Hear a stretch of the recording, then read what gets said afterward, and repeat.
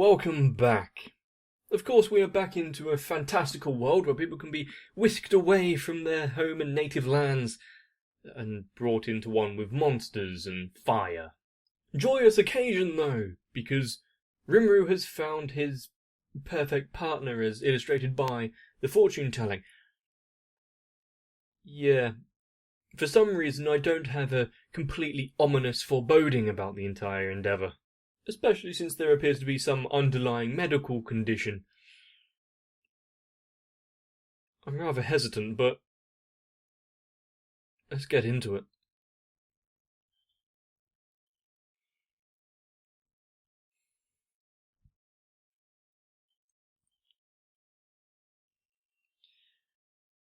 And this is becoming a song that I am increasingly more happy to hear over and over again, I guess would be one way of putting it.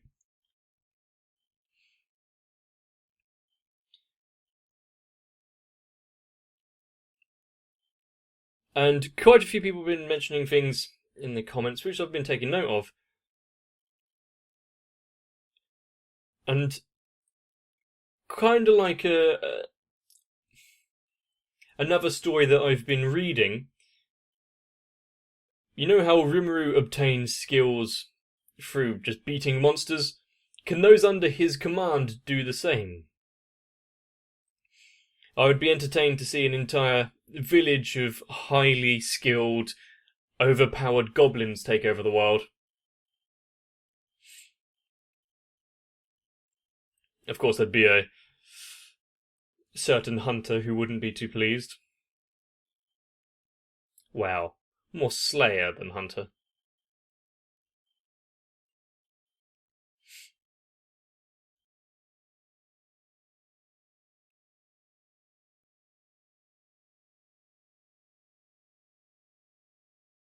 Straight into the origin explanation. Should get rather messed up by fire in the original world or part of the summoning.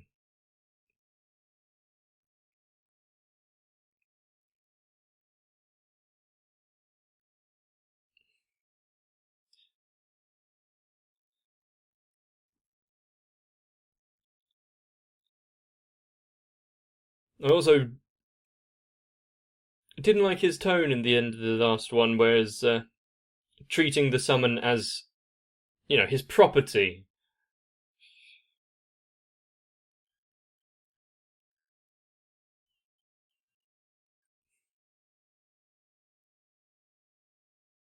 Okay.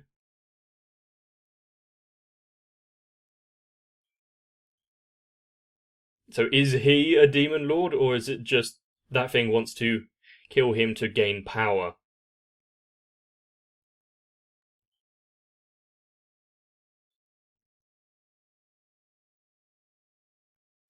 I think that might answer that. You're about to get barbecued, aren't you? Well, we have got a good Sunday roast.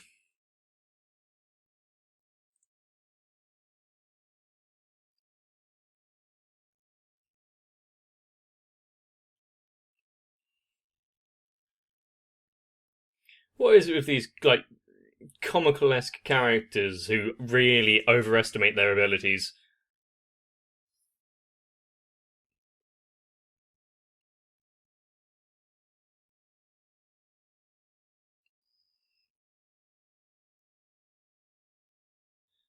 So,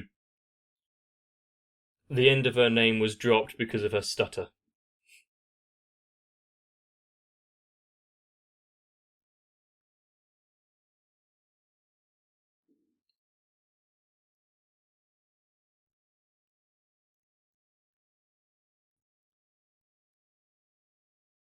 Well, she got quite close.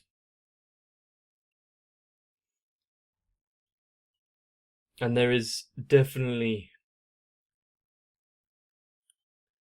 a stigma against monsters, isn't there, in this world? Can't even have pets. But is it herbivorous?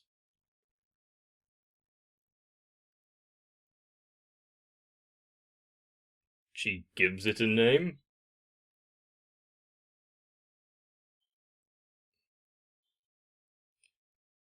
We've seen what happens to Rimuru when he gives things names.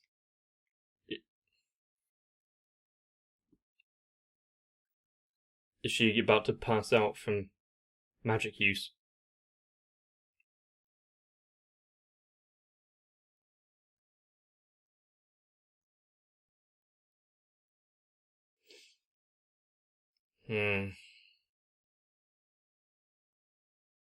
I'm not so sure. Oh.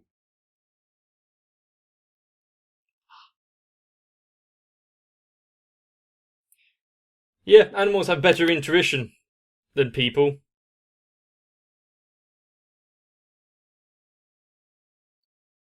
You dick.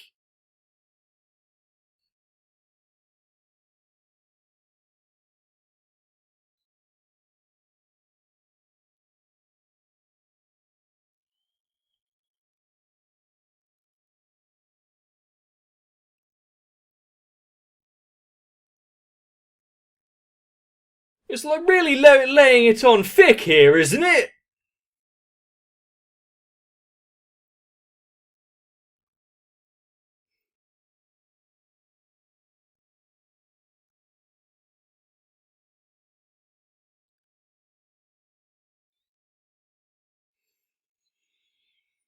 As if we needed more reason to think that that guy wasn't entirely honourable.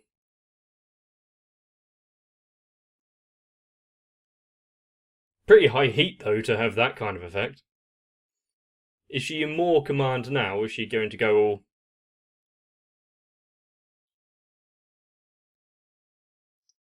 That answered that one.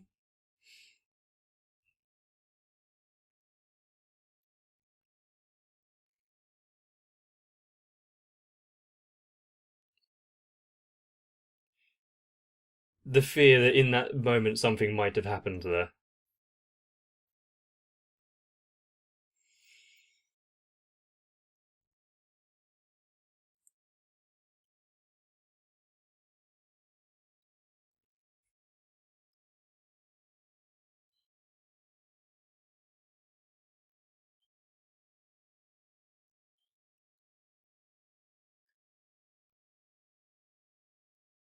Of course you couldn't take that offer.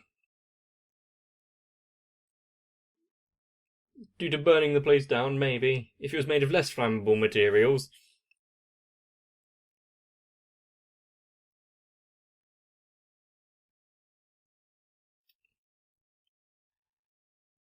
Claim vengeance, maybe.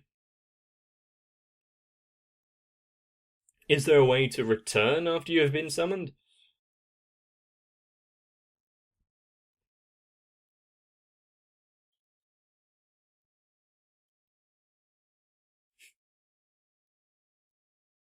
Does she have the power to face someone like that, though?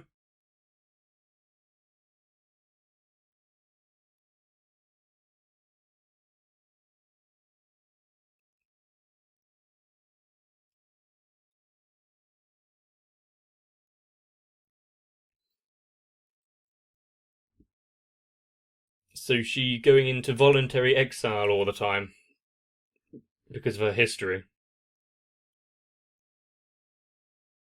She doesn't want to risk anyone else.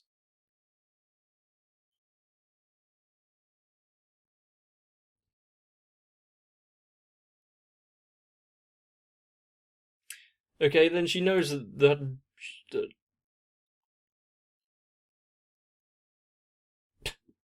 she's losing out to the fire.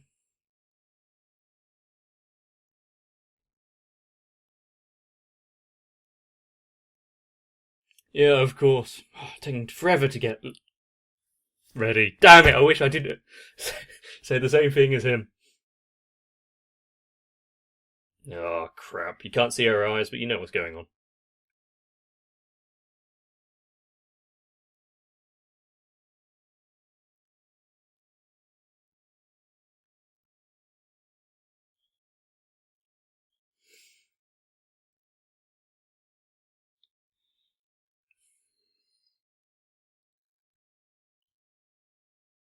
Okay. Was the mask, like, holding in some of the power there? Or is it completely just because of the heat it snapped?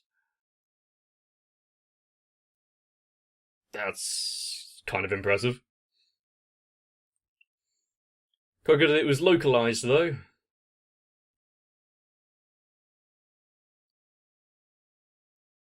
Since when could you fly?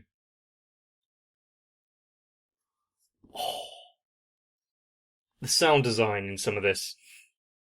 The deep bass of the explosion.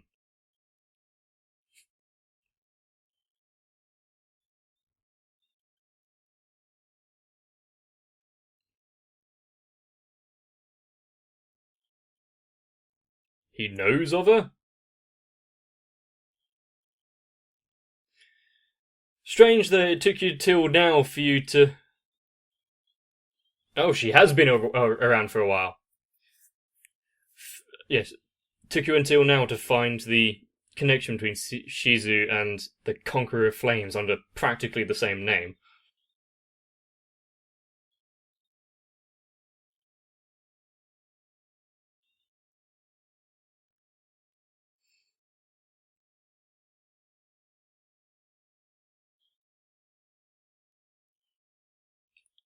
Do they live in the shadows, or can they, like, you know, back in the forest or whatever, and can see what's happening through the shadow?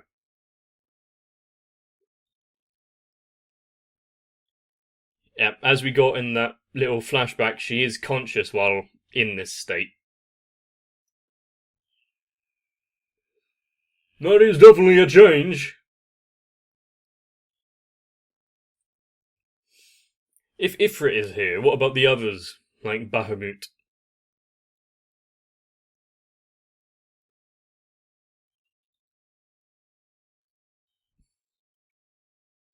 You lose faith easily, don't you?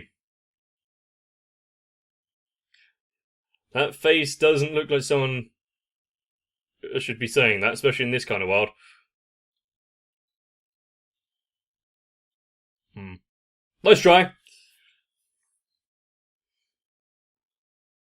Rimuru does have some amazing grip strength for a slime.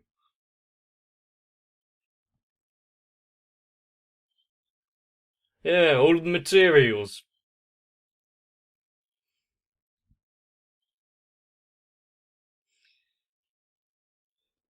They brought her here, they have some connection to her. They need to. They can't back down, at least.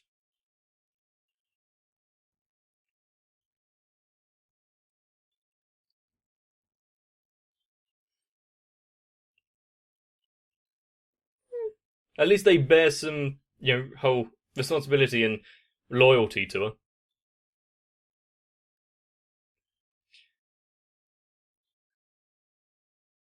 Is Rimuru just going to analyse the situation or going to do anything about it? He does have heat resistance, so that's quite nice.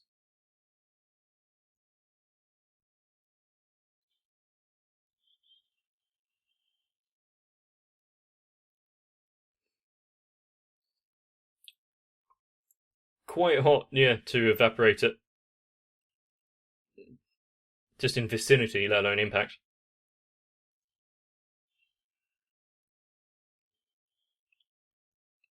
At least her magic actually can hit instead of.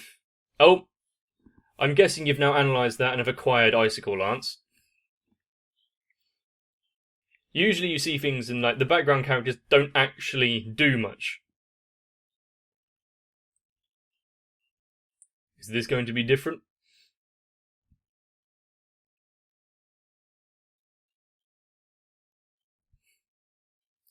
Don't get distracted. You're in the middle of a battle, remember?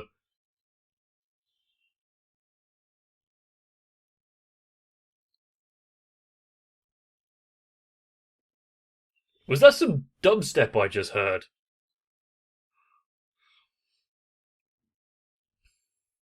Not quite what I was expecting, but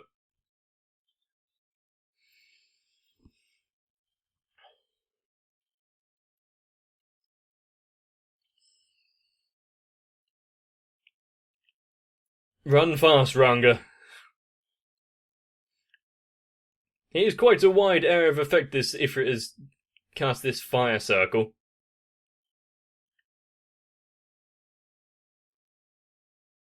Well, you tried it against him, not those things, so maybe they have a...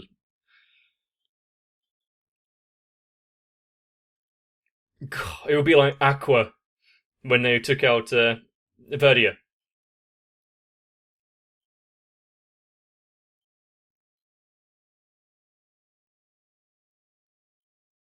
Oh, yeah.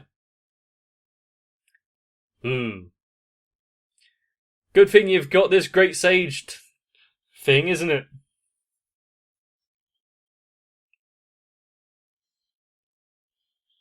Yeah, if you freeze the water, you give it some extra time before it evaporates.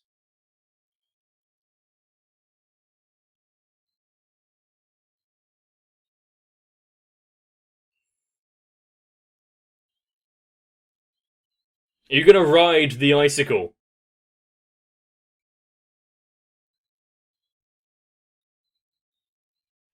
Ah, no, he's going to eat it. And, hub.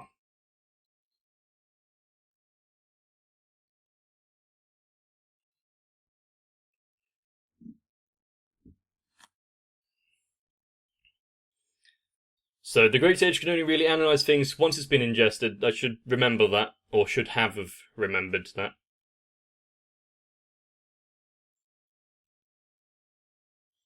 Well, that's just cheating, isn't it?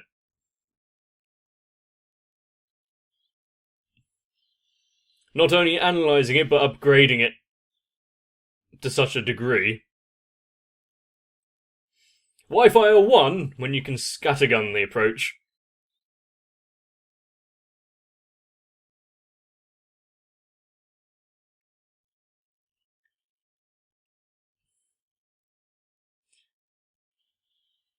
Ooh. Yeah, that shield wasn't proven to be greatly effective before, but it's better than nothing. Yeah, Rimmer will be fine.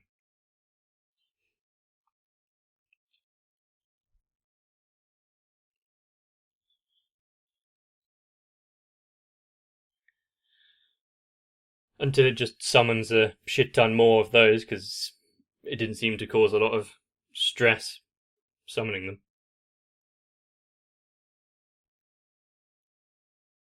That is true. You need to worry about the external damage to the village and surrounding area. Yeah, you thought the gargoyles were bad.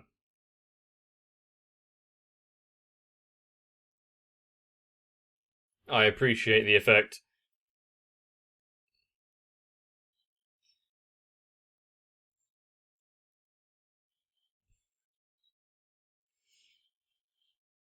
Oh, that one.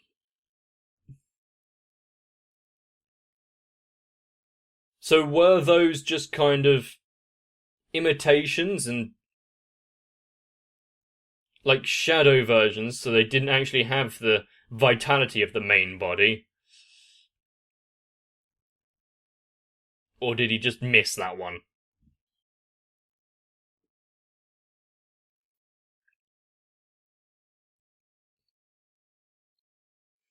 The fact that he has everyone there watching this escapade.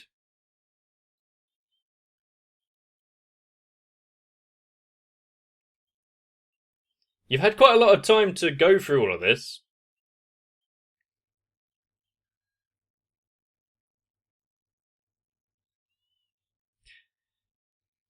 You've been talking about it for a while. Have you realised that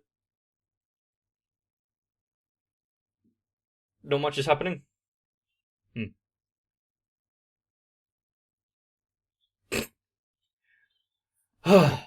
you're going to kill me, do it quicker. So you're taking no damage from fire, no matter how hot. Steam. It's quite a bit overpowered. especially when you're facing Ifrit.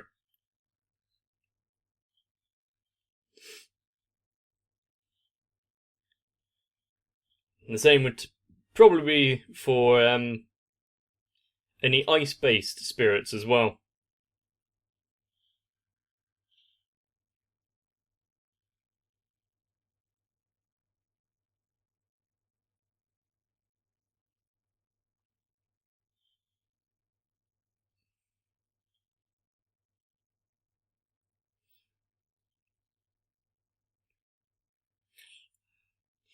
Was that meant to hurt? Ah, even his Fred has heat resistance. Useful.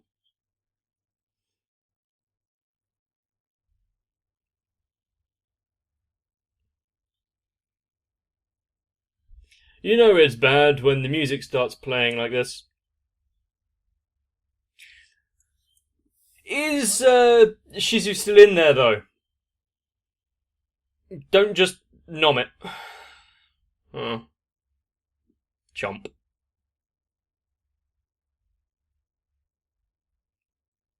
Oh, that was lucky.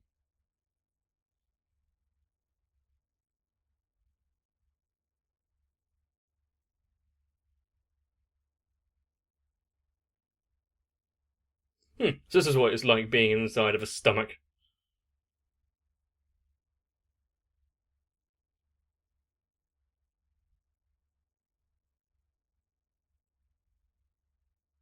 How vast is the storage?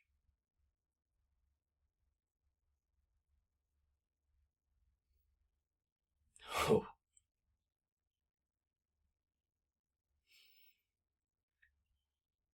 I wonder if Ifrit would realise that the dragon went voluntarily, but oh, okay. How screwed would you believe you were if you were just eaten by a slime and saw that it had previously eaten Veldora?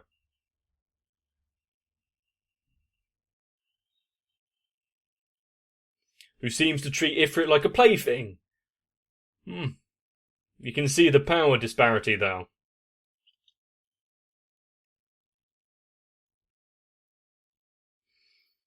But with that,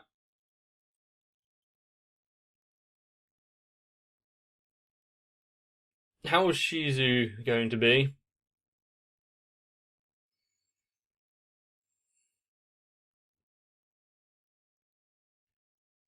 Now I have my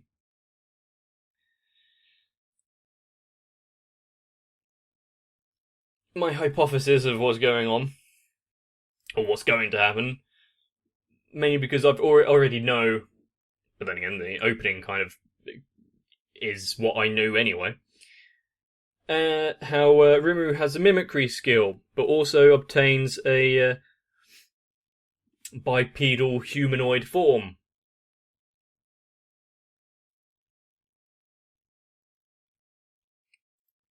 Obtained through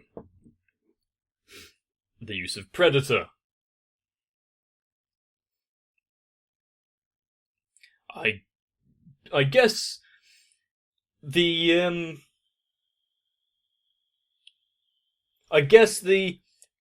prediction and the crystal ball, the prophecy of being the one that Rimuru was destined to be with.